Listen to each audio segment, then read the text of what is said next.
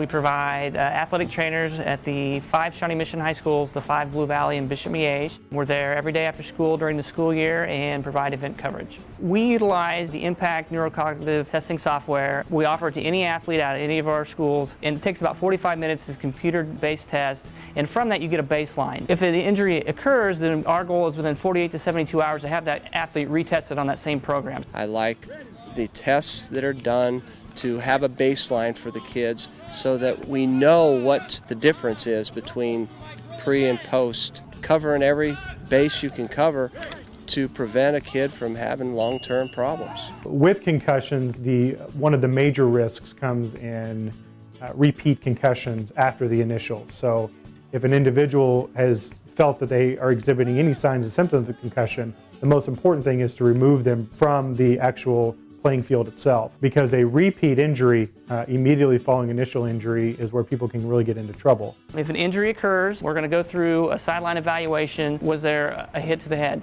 Kansas state law states that if we have signs or symptoms, self-reported or noticed, then we've got to take that athlete out of play. The next step is trying to get that athlete back in to do a post-impact test 48 to 72 hours later, and then sending that information on along with our sideline evaluation to the physician of their choice. They have to be evaluated by a medical professional in a clinical setting to ensure that their symptoms have resolved to the point where they're deemed safe to go back and do a return to play. We do a 5-day return to play. It's not mandatory, but it's recommended by the state of Kansas that you go through that process. That basically stresses them under physical activity to make sure that they don't have symptoms. Unfortunately, some people don't fully recover, and if that's the case, we do utilize our Vestibular Rehabilitation program here at Shawnee Mission, which has shown to be some benefit for people that kind of have prolonged concussion symptoms. A lot of times we see with the concussion patients is because of their symptoms, they've avoided doing a lot of activities. Some students to the point they've avoided moving because their symptoms flare up.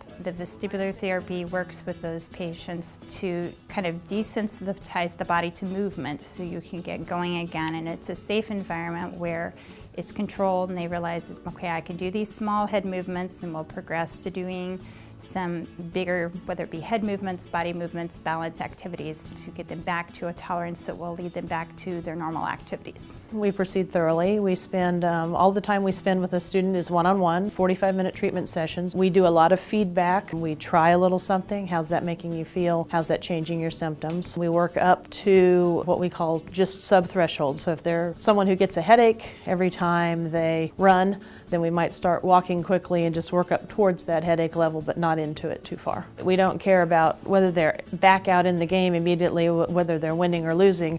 We're more care about whether the child can function, whether they can go to their school classes and read and take tests and achieve the things that they're going to need to continue to do beyond their high school athletic career. Communication, I think, is the key. I always like to look at, when we look at an injury, it's a snapshot in time, and there's certain people that really need to be involved in that. The athletic trainer is part of that, our school nurse, administration, obviously the athlete, coaches, parents. The injury touches many different people. I generally will always get a list of students from our trainer at school, of anyone over the weekend that has experienced a concussion. When I receive notice that a student has a concussion, I look up their schedule and send an email to all of that student's teachers letting them know that they've had a concussion. I really want them to be able to be aware that if anything is different with the student, that they might be the first ones to notice that difference, because their symptoms will almost always increase in severity when they come to school. Educating the faculty and the staff and the administration and the parents, the coaches,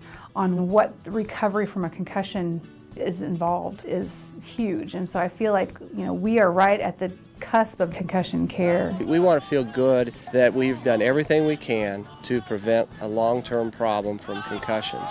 Putting my head on the pillow at night thinking that we've done everything possible is a good feeling.